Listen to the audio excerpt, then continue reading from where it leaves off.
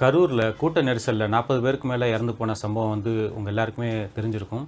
இந்த மாதிரி சூழ்நிலையில் ஒருவேளை நம்ம மாட்டிக்கிட்டோம்னா நம்மளை பாதுகாத்துக்கிறதுக்கான ஒரு 5 சர்வைவல் டிப்ஸ் என்னென்ன அப்படிங்கிறத பற்றி கொஞ்சம் டீட்டெயிலாக பார்த்துருவோம். ஃபஸ்ட்டு நம்ம இந்த மாதிரி கூட்ட நெரிசலான ஒரு இடத்துக்கு போக போகிறோம் அப்படின்னு நீங்கள் முதலே முடிவு பண்ணிட்டீங்கன்னா, கண்டிப்பாக நீங்கள் 2 லிட்டராவது தண்ணி வந்து உங்கள் கையில் வச்சுக்கணும்.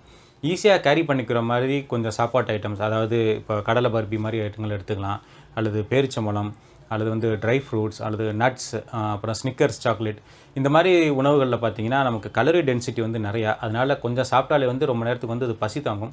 நீங்கள் ஒரு வெயிலான இடத்துக்கு போகிறீங்க அப்படின்னா கண்டிப்பாக ஒரு கொடையோ அல்லது வந்து ஒரு தொப்பியோ போட்டுட்டு போங்க. ஏன்னா இந்த வெயில்னால வந்து நம்ம உடம்புல சீக்கிரமாகவே டீஹைட்ரேஷன் வரும். நம்மளுடைய லிமிட் என்னங்கிறத நம்ம முதல்ல தெரிஞ்சுக்கணும். அதாவது நம்ம பக்கத்தில் இப்படி கை ரெண்டே ரைஸ் பண்ணுறோம் அல்லது நம்ம ஃப்ரண்ட்டில் வந்து குனிஞ்சு ஏதாவது ஒன்று எடுக்கிறோம், அந்த அளவுக்கு வந்து நமக்கு ஒரு ஃப்ரீடம் இருந்துச்சு அப்படின்னா அந்த கூட்டம் வந்து ஒரு கண்ட்ரோலபுளான சைஸில் இருக்குன்னு அர்த்தம்.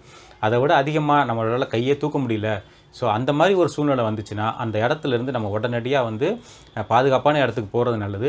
இப்போ நம்ம ட்ரெயின் போகும்போது ட்ரெயின் வந்து தண்டவாளம் மாறும் பார்த்தீங்களா, நேராகவே போய்கிட்டு இருக்கோம், ஆனால் அப்படியே தண்டவாளம் மாறி மாறி போகும். அதே மாதிரி இந்த கூட்டம் எந்த சைடு போகுதோ அந்த க்ரௌடு போகிற டைரெக்ஷன்லேயே போயிட்டு எந்த பக்கம் வந்து எக்ஸிட் இருக்கோ, எப்போ வந்து நம்ம சேஃபான இடத்துக்கு எங்கே போக முடியுமோ அப்படிங்கிறத முதல்ல பார்த்து வச்சுக்கிட்டு அந்த டைரெக்ஷனில் கூட்டத்தோட கூட்டமாகவே நீங்கள் அப்படியே போய் கொஞ்சம் கொஞ்சமாக வந்து உங்களுடைய டைரெக்ஷனை சேஞ்ச் பண்ணி அந்த எக்ஸிட்டை நோக்கி போகிறது பெட்டர். அப்படி நீங்கள் ட்ராவல் பண்ணும்போது உங்களுடைய கைகளை வந்து உங்களுடைய ஃபேஸுக்கு ப்ரொடெக்ஷனாக இந்த மாதிரி வச்சுக்கலாம், அல்லது உங்கள் கை ரெண்டும் இப்படி இந்த மாதிரி இந்த பொசிஷனில் வச்சுக்கிட்டு உங்கள் ஃபேஸ் கிட்டக்க யாரும் வராத மாதிரி. ஏன்னா நம்ம மூச்சு விடுறதுக்கு வந்து நமக்கு இடம் வேணும் இல்லையா, ரொம்ப பக்கத்தில் யாராவது வந்துட்டாங்க அப்படின்னா நம்மளால் ப்ரீத் பண்ண முடியாது. அதனால் நம்மளோட கைகளை எப்படி நம்மளோட ஃபேஸுக்கு கார்டாக ஃப்ரண்ட்டில் இந்த மாதிரி நம்ம வச்சுட்டு போகும்போது நம்ம பக்கத்தில் ரொம்ப நெருக்கி யாராவது வர்றதை வந்து இந்த மெத்தட் வந்து தவிர்க்கிறதுக்கு கொஞ்சம் யூஸ்ஃபுல்லாக இருக்கும். அடுத்து நீங்கள் போய்கிட்டு இருக்கும்போது உங்கள் கையில் இருக்கிற பாட்டிலோ அல்லது ஏதோ ஒன்று உங்கள் கையிலேருந்து கீழே விழுகுது அப்படின்னா தயவு செஞ்சு குனிந்து அந்த பொருளை எடுக்கணும் அப்படின்னு மட்டும் நீங்கள் நினைக்காதீங்க. எது கீழே விழுந்தாலும் பரவாயில்ல, நமக்கு நம்மளோட உயிரை அப்போதைக்கு காப்பாற்றிக்கணும், அதுதான் நம்மளுடைய மெயின் டார்கெட்டாக இருக்கணும்.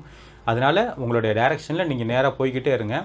ஒருவேளை நீங்கள் தடுமாறி கீழே விழுந்துட்டீங்க அப்படின்னா நீங்கள் நேராகவோ, அதாவது முதுகு தரையில் இருக்கிற மாதிரியோ அல்லது வயிறு தரையில் இருக்கிற மாதிரியோ பொசிஷனில் இருக்காமல் டக்குன்னு என்ன செய்யணும்னா, இப்போ ஒரு குழந்தை வந்து ஒரு அம்மாவோட வயிற்றில் எப்படி இருக்கும், கையை வந்து நம்மளுடைய தலை பக்கத்தில், அது மாதிரி நம்மளுடைய கால் ரெண்டு வந்து நம்மளோட வயிற்று பக்கத்தில், அதாவது நம்ம உடம்பு இந்தளவுக்கு சுருக்கி சைடு வாக்கில் வந்து நம்ம படுக்கணும். கொஞ்சம் சைடு டைரெக்ஷனில் திரும்பி இருக்கும்போது சப்போஸ் யாராவது மிதிச்சா கூட அது வந்து நம்மளுடைய தொடைகள்லையோ அல்லது நம்மளுடைய ஷோல்டரில் இந்த மாதிரி இடங்களில் தான் படும். ஸோ நம்மளுடைய வைட்டல் ஆர்கன்ஸை ப்ரொடெக்ட் பண்ணுறதுக்கு இந்த மாதிரி ஒரு பொசிஷனில் நம்ம திரும்பிட்டு டக்குன்னு ஒரு கேப் கிடைக்கும்போது எந்திரிச்சு முடிஞ்ச வரைக்கும் எவ்வளோ சீக்கிரம் நம்மளால் சைடில் போக முடியுமோ அந்தளவுக்கு நம்ம சைடில் போய் நம்மளோட உயிரை பாதுகாத்துக்கிறது தான் ரொம்ப முக்கியம்.